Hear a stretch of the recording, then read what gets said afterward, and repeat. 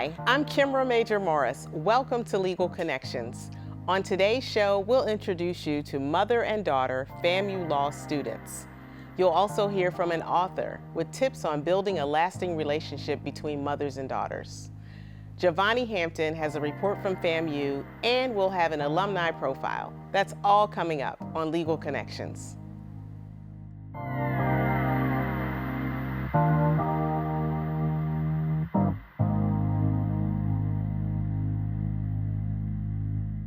Going to school with my mom is a unique experience that not a lot of people get to have, and I'm happy that I get to have it because now I get to share this experience and tell people how I feel. We go to class together, we study together from school to home, and you would think that that causes a lot of issues, but actually I would say that it even furthers our friendship than ever before. We've already been best friends, but now I truly get to live life with my best friend. For me, it was just a surreal experience to even, because it wasn't really planned, so it was just interesting, and it's awesome just to have somebody to be able to go through it with, because it's a hard experience. Just in general, law school is not easy, but yeah, I wouldn't want anyone else to go through it with, even though it is hard, but it's like something that we're looking to work towards, which is, it's worth it. The professors, they'll be like, oh, I see we have 2 Reyeses in the class. Are you guys siblings? And it's like, no, that's my mom. They get freaked out. Yeah. They're always like, wait, what? Yeah. And that's 9 times out of 10 the reaction. Yeah. Cool. I'm still on the fence as to what type of law I want to practice, but one of the reasons why I wanted to go into law is because I want to help people, and that's what's amazing about this career choice, is that you have so many different opportunities and just different things. So I'm not like pigeonholing myself into one particular area of law. I want to explore, but I definitely want to do something that helps people, and I will do something nonprofit, whether it's like the Guardian Ad Litem Clinic or something to that effect. For me, one of my goals is I want to get into corporate law. I like the corporate world and I like business law. I also want to join organizations. Currently, I'm in the Phi Alpha Delta and Christian Legal Society, so I would like to continue forward with the Christian Legal Society Tampa Bay chapter, which we're in the creation of right now. We were deciding between a couple of schools in Florida, and we got scholarships, and we were having a conversation because of how far it is from the Tampa Bay area that, oh, I don't know if I want to do FAMU, and we were like, this has to be a sign from God, because how is it that we both got scholarships for this school? It's meant to be, so we decided to go that way. Like once we actually spoke with the dean, and it was just amazing. They really are like a family, and I really feel that way from staff to even the security guards here are so sweet. So I'm glad I made the choice, but at first it was just a proximity to home and the fact that they have a really good reputation. FAMU is inclusive of everybody. There's a lot to offer. The faculty, staff, professors, they genuinely care about you. Whenever I've been struggling in certain subjects or topics in class, they will take the time out of their day to meet with you and help you truly understand the material. And the people here are so welcoming. Like what my mom said, we are a FAMU, and they truly mean it. Yeah. It's not just one of those phrases that people use.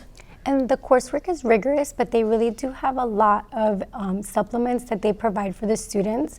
I'm not sure how it is in other law schools, but my husband actually is a lawyer, and it's completely different from the law school that he went to, that we not only get the course instruction from the professors, but also the supplements that the school provides, which is amazing. The only thing I would say is to have a mentor and get involved. A lot of people think law school is just in and out, and it could be in and out, but to truly make your experience worthwhile is to join organizations, get in touch with the mentors, go to networking events, because at the end of the day, you go to law school, but you want to walk out with connections. If I had anything to say, what I would say is that it's never too late, and that there are other non-traditional students here, so you're not alone, so to speak, and it's worth it. So if this is your dream, like, just do it.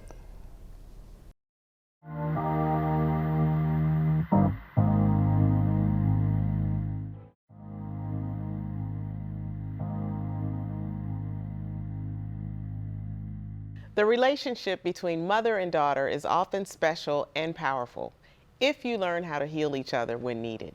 Our guest, Audrey Clarke, has tackled this complex mother and daughter relationship in a new book and joins us now to discuss it.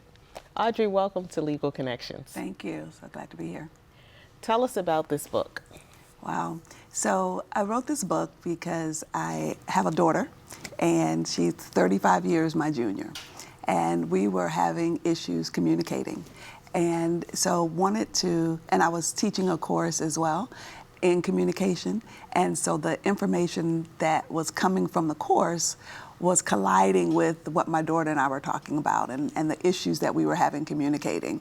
And so I used this platform to be able to help mothers and to help daughters learn how to communicate with one another. What's one of the examples that you just referenced of how the inconsistencies and I guess the textbook instructions versus real life? So you'll see the title of the book is Mother to Daughter, I Am Not in Competition with You. And the U is the letter U. So as a journalist and as a communicator, you know, that was a big no-no, those abbreviations and things like that. But her being in the Generation Z, that was how she communicated. And so I had to learn that that's how she communicated. And for us to communicate, that was just a small example. But for us to be able to really communicate, I had to accept how she spoke and how she expressed herself and be respectful of that as well. I want to revisit that, but what would you hope for other mothers that they would remember, like one sticking point from this book? I would say the one sticking point is be respectful.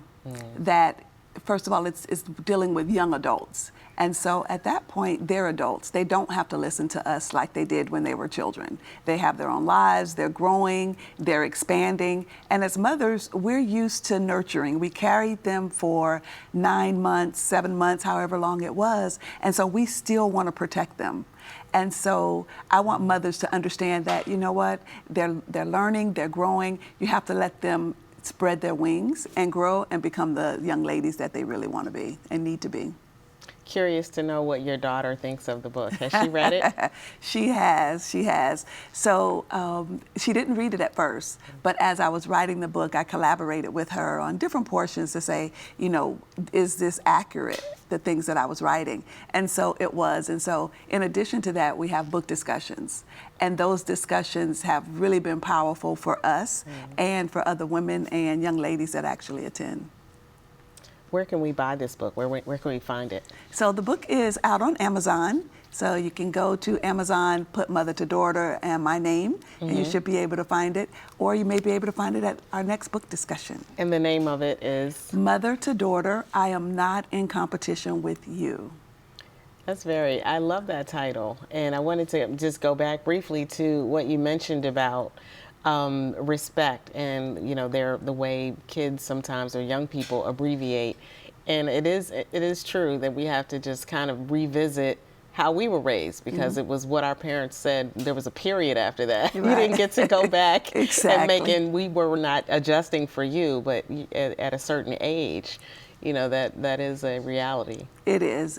And when you understand that it is a new generation, now I make the caveat that that's not the way you write or speak, you know, when you're in a professional environment, that you do have to draw the line there. But just in casual conversation and text messages, things like that, just you can allow. And I had to learn how to allow for that. Well, thank you for sharing this information and insight. What you've learned as a mother, I think it's going to be relatable. I'm going to read it. I have 2 daughters, and thank you I'm glad that we are connected here on Legal Connections. How old are your daughters? They are 30 and almost 25. Okay. So that is the age of the young adults, kind of from 19 to 40. So it kind of lends itself to, they are growing, they're trying to understand industry, they're trying to understand their relationships. And so that's very important to them. And so I had to understand that as well and realize that I was in competition with my daughter. It's so rewarding to be a mother, and especially to raise daughters. Thank you so much for spreading this insight again, and really just the privilege, you know, helping people to understand it is a privilege, and these are wonderful relationships to have. Thank you. Thank you again. You're welcome. Thank you for having me. Author Audrey Clarke has shared her special experiences of motherhood in a book in hopes of enhancing mother and daughter relationships. There is more Legal Connections after this. Stay with us.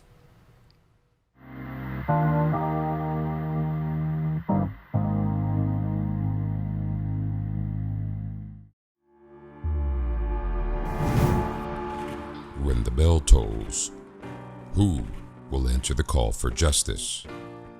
Who will own the responsibility of molding those to be socially responsible? What if there was a law school that not only taught social justice, but it became a way of life, where families are the cornerstone of the community and the accused are innocent until proven guilty, and where social matters matter and are handled with swift justice? From the rattle to the gavel, we are Rattlers for Justice. We are Florida A&M University College of Law.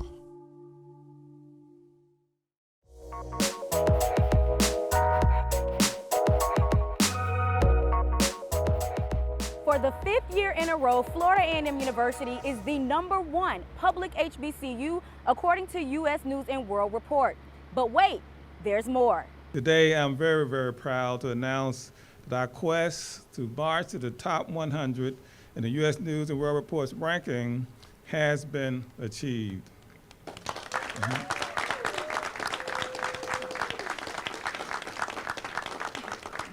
In fact, we moved up 12 places from number 103 just a year ago to number 91 this year. This is a major accomplishment for FAMU, one that has been in the making for nearly 136 years. FAMU also appears in other categories ranked by U.S. News & World Report. On the Social Mobility Index, the university jumped 2 spots from 23rd to 21st. Provost and Vice President for Academic Affairs, Dr. Allison Watson, said making it into the top 100 is a reflection of collective efforts from students and faculty. So our faculty are one of the heartbeats of the institution. They're the first line that students see when they come through our doors. They come into the classes and they expect to learn from esteemed faculty who have research expertise, have an academic prowess for teaching. So as a faculty member, our faculty should really hold their shoulders and heads high and say, you know, I was a part of attaining this success and I'm going to keep giving my all to the students of FAMU. The Chief Operating Officer, Dr. Donald Palm, said he believes as the university continues to climb the ranks, it will help debunk common misconceptions about historically Black colleges and universities. What's so inspiring is that moving up 12 points, right? We were just really looking at breaking the 100, and moving up 12 points is, again, truly inspiring. It's remarkable. But again, our best days are ahead of us because there's more to come. And I'm very excited about being part of the team, being part of a phenomenal culture, and really coming back to Florida A&M University to really level my talents. FAMU also had a celebration on the yard. The president said it was to thank faculty, staff, students, and alumni for their contributions to breaking the ranks. For Florida A&M University, I'm Javonni Hampton.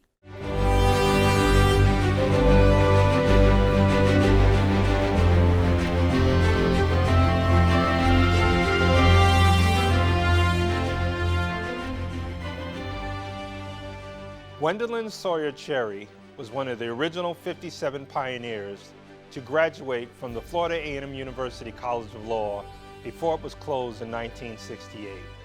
Born in Miami, Cherry was a proud double rattler, earning both undergraduate and law degrees at FAMU. She received her Juris Doctorate in 1965.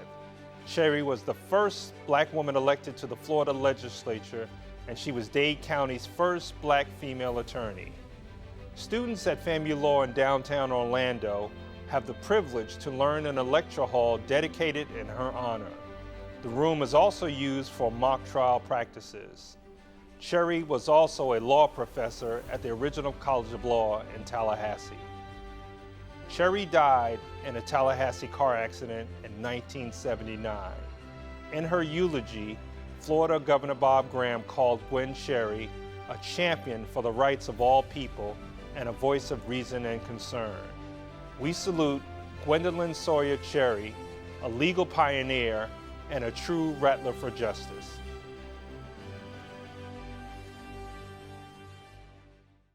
That's our show for today. Thanks so much for joining us. I'm Kimra Major-Morris. See you next time on Legal Connections.